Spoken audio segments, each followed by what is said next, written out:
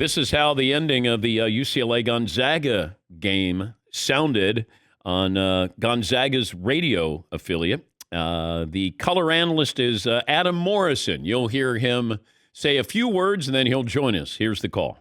To the right side of the floor, defended by Kispert now. Drives, leans in, the runner comes up short, choosing the rebounds and puts it in. We're tied at 90. 3 seconds left. Here's Suggs the other way. Pull up three for the win. Yes! Yes! $6 of the championship game. He knocked it from 40 at the buzzer. Yes! Let's bring in Adam Morrison, the Gonzaga radio color analyst and one of the great college basketball players in recent memory. How do you think you sound on the call there, Adam? I think I did okay. I'm just glad I let my partner, Tom Hudson, get through that, and he battled through me screaming over the top of him. But obviously that shot was amazing, so it was pure joy. Were you jumping up and down?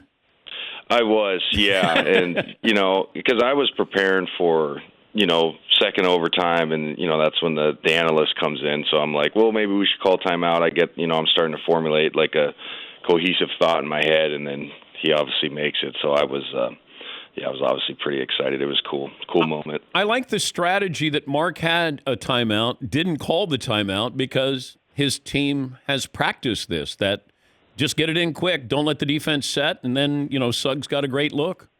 Yeah, no, you can see Mick Cronin, too, after they make that. He's calling for a double team because, you obviously want, the guard in that situation to have to zigzag and take some time off to make the shot further and more difficult.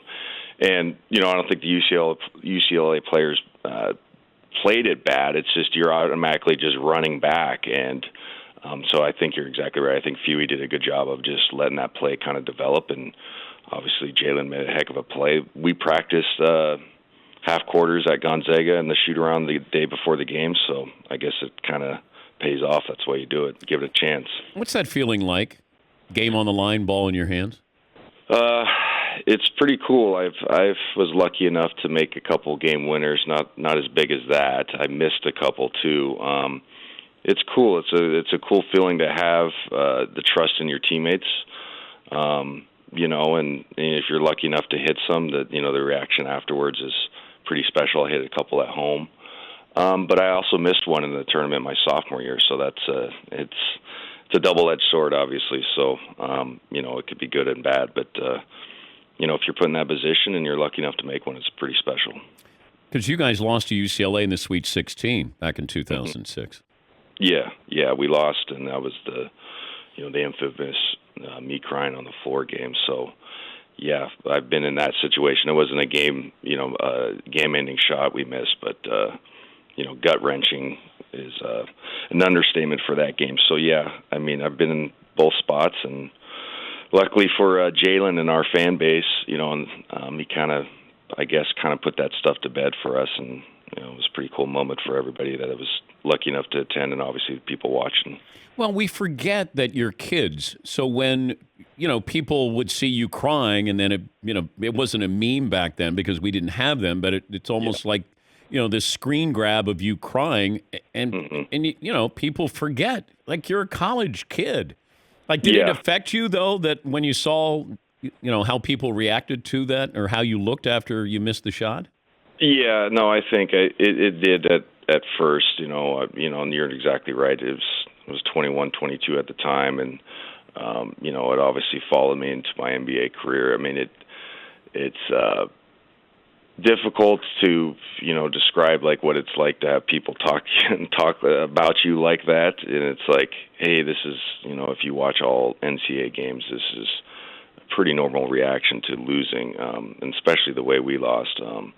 But I think that year, I was first-team All-American, led the nation in scoring, so I think it was a little bit more magnified just because of the type of season I was having and the coverage that we got. So, yeah, that was tough. But, like I said, Jalen kind of put that stuff to rest, I guess. But, I let that game go probably 10 years ago. If you asked me the same thing 5 years after the Sweet 16 game, I probably would have declined the interview. You know what I'm saying? Really? So, yeah. Well, it gets kind of old, sometimes just to, pick a scab, I guess. But it's also like, there was other guys on my team too that felt the same way I did, and so you just got to move on, I guess. But that was 15 years ago, so it's like, hey, we did beat them in 2015, going to the Elite Eight. That year I was a grad assistant on GU staff, then obviously we beat them, the other night. So I think we can kind of maybe move on from it as program to program, but I understand what, the connection with it. Well, I think there's a mystery to you. Like there was a fascination, but also a mystery there. And then I didn't know that you were doing the color commentating on the games. Like, that brings you back in. Like it almost feels like you're part of the team again. I don't know if you feel that way. Like, do you feel like you won in that game against UCLA? No, I mean, in a sense, it felt good, obviously, but I think it was better for our fan base, because there's a lot of fans that, have always supported me, and that year was kind of the first year of us being like a national story, or the program getting elevated to a different level, and so I think that's always kind of irked our fan base to kind of be the butt end of the jokes, aimed at me, but towards them. So, the support I got just from random people and stuff online, it's like, that was great for Adam to have that call, and then kind of the monkey off his back in that regards for that UCLA game was good. Was cool. But, the best part for me was like, obviously being able to experience that and watch this team continue with an undefeated season, because it's obviously something special. But, I got to run into old teammate of mine, Ryan Hollins, before the game, which was cool because he played in that game, and then we were drafted together in Charlotte. And he knows what it means to me, and vice versa for him in his college career and his basketball career, what that game meant. So it was cool to run into him and, just, say what up, and then just kind of be like, hey, man, it's kind of weird that these teams are playing again and blah, blah, blah and stuff. So I think was more for the fan base, which was obviously good. He's Adam Morrison. He's doing the color commentating for the Zags, the former Gonzaga forward. You got 2 NBA rings. Where are those rings? They're at home in a safe. You ever bring them out?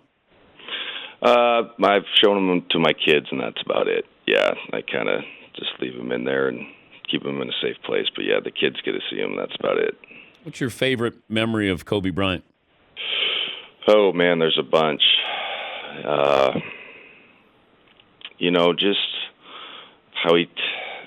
Just how tough he really was, and everybody knows the Mamba stuff, but I mean, I've seen the guy break his finger, roll his ankles, and just live on the training room and then go out and compete. He was always so nice to me too, and so, yeah, he just was such a tough dude. And when you were around it and saw his work ethic and his drive to be better every single day, and I know everybody's talked about it, but when you lived it and seen it, it was fascinating. I mean, he was truly a savant. He was a smart man. He was always trying to improve his craft, and the ultra competitor, like, cut his arm off just to win a basketball game. So I was just always so impressed. And looking back now, obviously when he passed, to be lucky enough to be around him, and be on some special teams where he was the leader of those teams. What was your welcome to the NBA moment? There's a bunch. Let's see. I think I was playing Portland my rookie year, and I was obviously from the Northwest, I was playing in Charlotte, so we only got to go there once, and I think I drove and shot like a weak floater against LaMarcus Aldridge, and he put it in like the 18th row, and their fans really liked it because there was a lot of fans cheering for me as well, just being from the Northwest the year before. But there was a bunch because I was obviously, like I said, I was in Charlotte, and it was a newer organization then, and I had older teammates that would be like, hey, this is a little bit different than the NBA, and I didn't really understand what they meant. Then I get traded to LA, and I'm like, oh, okay, I understand what you meant. So that part was kind of funny. But I hope you never feel like you have to apologize for anything, Adam. Oh, I appreciate that. Yeah, no, I like that, and when I talk about the UCLA game, and I really do mean it, like I put that stuff to bed about 10 years ago. You know what I mean? It's like, okay, life goes on. It's one game. It's not the story of your whole basketball career. But it was funny when Michigan was playing UCLA, we're doing our post game, and I looked at my partner, Tom Hudson. I'm like, I sure hope Michigan wins this so I don't have to redo this. That's just the honest truth. UCLA starts making a run, Juzang starts hitting threes, and I'm like, oh, God, here it comes. So, yeah, I appreciate that, but, yeah, I understand that. So, but coming from you, I appreciate that. What do you think happens tonight? I think it's going to be obviously a very good game. I think the key matchup for me is Mitchell and Suggs. If we can keep Mitchell out of the paint, I think he kind of keeps everything going for Baylor. He had those 11 assists against Houston. So I think Suggs and Mitchell is going to be an interesting matchup. If we can get out in transition, we'll be fine. We lead the country in transition baskets. 34% of our total shots, come in transition. So if we can get out in transition and gang rebound, I think we got a better chance. But this Baylor team should be undefeated as well. So, I mean, this team is, without the COVID pauses, is fantastic. They guard. They can score at 82 points a game. They got good perimeter play. So I think it's going to be a tough one. I really think to me, it seems like a pick-em in my opinion. So I'm looking forward to it, and hopefully it's a good one. We had Wally Zerbiak on last hour, and Wally said that Timmy is the smartest player in college basketball, and that he's unstoppable in the paint. Yeah, it'll be interested to see if Baylor does a double team package against him, and I've always kind of scratched my head this year when people try to go single coverage against him. I mean, even against the Mobley brothers, who are going to probably be pros, the USC game, he was single coverage, and he handled them pretty well. I think he had 24, 25. So I wouldn't be surprised if Baylor shows us a double-team package. But I know, opposing coaches always get worried for, because he's a good passer, and we cut from the weak side and then a skip pass for a wide-open three. But he's been playing fantastic. So that's one of the keys to the game for me is, what the coverage is when he gets the ball in the post. Well, conserve your energy, save your voice. Yes, I have been. and I got to say one thing, Dan. This is honest to truth. So, I grew up watching you on the mothership, right?